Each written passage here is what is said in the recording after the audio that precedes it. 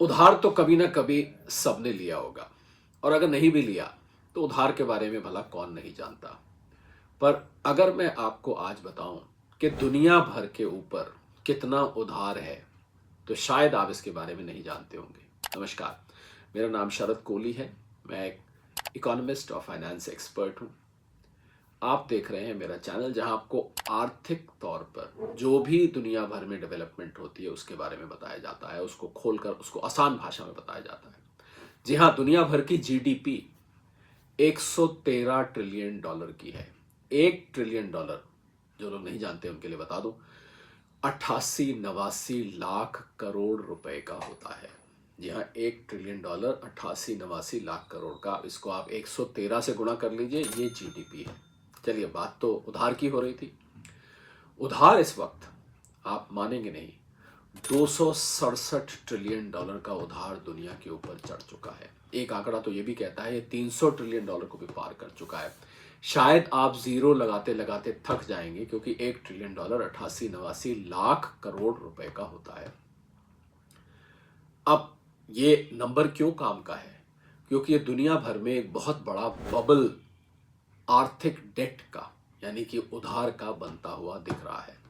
और अगर ये बबल फटता है, यानी कि इसमें कुछ भी डिफॉल्ट होता है, तो बहुत बड़ी मंदी दुनिया में आ सकती है। दो और बबल हैं जिसके बारे में बताना चाहूंगा। एक, आर्टिफिशियल इंटेलिजेंस में जो निवेश हो रहा है, खासकर अमेरिका में, उसमें भी बहुत बड़ा बबल बन चुका है। और इस बबल का संकेत बार बार शेयर मार्केट जब वहां की गिरती है तो उसका संकेत मिलता है। और एक बबल, अमेरिका के शेयर मार्केट में गिर रहा है, जबकि अमेरिका की अर्थव्यवस्था कोई बहुत अच्छी हालत में नहीं है। केवल 38 ट्रिलियन डॉलर का तो डेट, यानी कि उधार, अमेरिका के ऊपर है, जिसकी की टोटल जीडीपी 29-30 ट्रिलियन डॉलर, यानी कि 120% से भी ज्यादा का वहां पर डेट टू जीडीपी रेशियो बोलते हैं। यानी कि जितनी जीडीपी है उसकी तुलना में डेट कितना है, ये वहां पर बन चुका है। तो ऐसी अर्थव्यवस्था जिसका 120 से 130% उधार है, वहां पर शेयर मार्केट अगर बल्ले बल्ले कर रही है तो जरूर एक बबल बन रहा है। मुझे तो यह भी लगता है कि वहां की शेयर मार्केट को आर्टिफिशियल तौर पर ऊपर चढ़ाया जा रहा है, रोज नए नए रिकॉर्ड छू रही है। जबकि अमेरिकी अर्थव्यवस्था में इस समय नौकरियां नहीं है। अमेरिकी अर्थव्यवस्था में आंतरिक रूप से महंगाई बहुत बढ़ गई है। खाने पीने की चीजें इतनी महंगी हो गई हैं कि डोनाल्ड ट्रंप साहब को कुछ टैरिफ्स वापस लेने पड़े।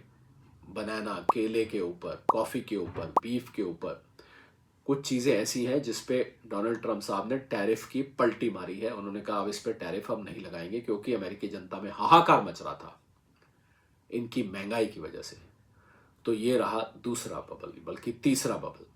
अब एक और बबल जो बन रहा है वो बनता दिख रहा है आर्टिफिशियल इंटेलिजेंस सेक्टर में। एक तो आर्टिफिशियल इंटेलिजेंस सेक्टर निवेश में बन रहा है, यानी कि आर्टिफिशियल इंटेलिजेंस सेक्टर को बहुत बढ़ा चढ़ाकर अमेरिकी अर्थव्यवस्था में दिखाया जा रहा है। तो अमेरिकी शेयर मार्केट, आर्टिफिशियल इंटेलिजेंस, और अब आर्टिफिशियल इंटेलिजेंस में निवेश, और हम क्रिप्टो करेंसी को क्यों बोले, चौथा बबल। क्रिप्टो करेंसी में भी जब से डोनाल्ड ट्रंप साहब आए हैं बेतहाशा निवेश हो रहा है। और डोनाल्ड ट्रंप साहब और उनके परिवार ने तो कोई बिजनेस भी, वर्ल्ड लिबर्टी फाइनेंस करके कंपनी बनाई, जिसके अंतर्गत उन्होंने पाकिस्तान ने अमेरिका के साथ एक, या बल्कि यूं कहोगे डोनाल्ड ट्रंप ने पाकिस्तान के साथ एक करार किया। वहां पर उनका बिजनेस चल रहा है, जिसके कारण आसिफ मुनीर और शहबाज शरीफ वहां पर व्हाइट हाउस में बार बार आते हैं, फोटो खिंचवाते हैं, उनकी चापलूसी करते हैं, वगैरह वगैरह। तो ये चार बबल्स, ये जो बन रहे हैं, मुझे लगता है ये एक खतरे का संकेत दे रहे हैं। और मुझे बिल्कुल हैरानी नहीं होगी अगर आज जब हम नवंबर में हैं तो आपको मार्च 26 से पहले पहले वैश्विक रूप पर एक आर्थिक मंदी आती हुई दिखे। और अगर ये आर्थिक मंदी आती है तो इसका असर भारत जैसी तेजी से बढ़ती हुई अर्थव्यवस्था पर भी पड़ेगा। ये बात और है कि भारत बाकी देशों के मुकाबले, बाकी दुनिया के मुकाबले अच्छी परिस्थिति में है अगर हम आर्थिक पैमानों की बात करें तो। परंतु इसका जो रिपल इफेक्ट है, इसका जो कैस्केडिंग इफेक्ट है, वो भारत पर भी आएगा। ऐसा हो नहीं सकता कि भारत इस ग्लोबल मंदी से बिल्कुल अछूता रह जाए, ये नहीं हो पाएगा। तो इसलिए मुझे लगता है हम भारतीयों को भी कुछ हद तक उस वैश्विक मंदी के असर को झेलने के लिए तैयार रहना चाहिए। और अगर ये मंदी आती है तो मैं, आप चैनल से जुड़े रहिए, इसको सब्सक्राइब करिए, लाइक करिए, कमेंट करिए। आपको मैं निरंतर बताता रहूंगा कि अगर ये मंदी आती है, या आपके निजी जीवन में अगर मंदी आ गई है, तो उसको कैसे संभालना है, कैसे झेलना है, कैसे आप उसमें से अछूते बाहर आ सकते हैं, उसको कैसे हैंडल करना है, ये आपको इस चैनल पर निरंतर मैं बताता रहूँगा। आज के लिए इतना ही।